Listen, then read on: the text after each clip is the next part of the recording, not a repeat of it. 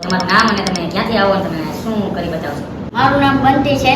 હું રાજકોટથી આવું છું અને આ એક ડાન્સ કરવા માંગુ છું. હો બંટી, અને તમારો અવાજ તો ઘંટી જેવો છે. કોઈ વાંધો નહીં, લેટ્સ સ્ટાર્ટ.